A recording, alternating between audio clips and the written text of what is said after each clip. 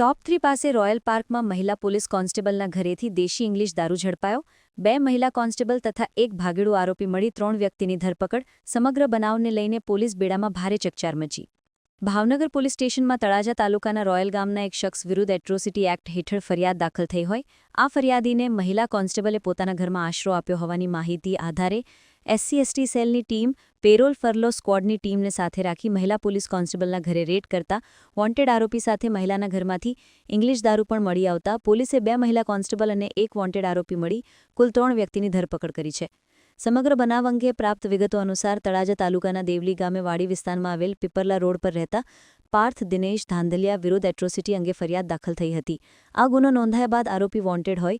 આરોપીને ભાવનગર શહેરના ટોપ 3 પાછળ આવેલ રોયલ પાર્ક પ્લોટ નંબર 18માં રહેતી અને ભરતનગર પોલીસ સ્ટેશનમાં મહિલા કોન્સ્ટેબલ તરીકે ફરજ બજાવતી નૈના નાનજીભાઈ બારૈયા નામની મહિલા કોન્સ્ટેબલે પોતાના ઘરમાં આશરો આપ્યો હોવાની બાતમી SC/ST સેલની ટીમને મળતા SC/ST સેલની ટીમ તથા પેરોલ ફરલો સ્ક્વોડની ટીમે સંયુક્ત કામગીરી હાથ ધરી રોયલ પાર્કમાં રહેતી મહિલા કોન્સ્ટેબલના ઘરે રેડ કરતા ભાગેડુ આરોપી પાર્થ દિનેશ ધાંધલિયા ઉંમર વર્ષ 26 હાજર મળી આવ્યો હતો અને ઘરની તલાશી લેતા ઘરમાંથી એક ઇંગ્લિશ દારૂની બોટલ ₹1300ની કિંમતની અને એક બિયરનું ટીન ખાલી મળી આવ્યો હતો.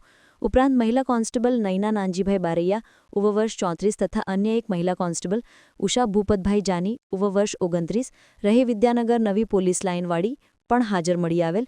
આથી SC/ST સેલની ટીમ તથા પેરોલ ફરલો સ્ક્વોડની ટીમે 2 મહિલા કોન્સ્ટેબલ અને એક વોન્ટેડ આરોપીની ધરપકડ કરી ત્રણેય વિરુદ્ધ ભરતનગર પોલીસ સ્ટેશનમાં ફરિયાદ નોંધાવી છે. આ બનાવને લઈને પોલીસ બેડામાં ભારે ચકચાર મચી જવા પામી છે.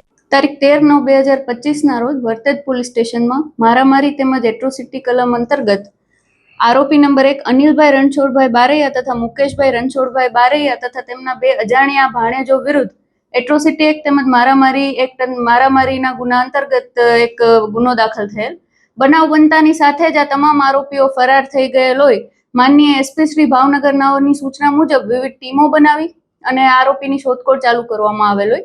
આ તમામ આરોપીની શોધખોળ કરતા તેઓ ન મળી આવતા નામદાર કોર્ટ પાસેથી BNSS કલમ 72 મુજબનું વોરંટ મેળવવામાં આવેલ હોય.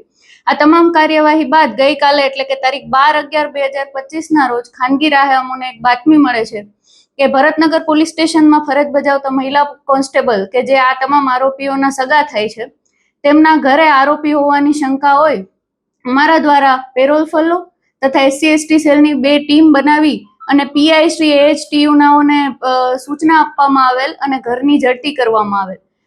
ફિરોઝ મલિક, ભાવનગર.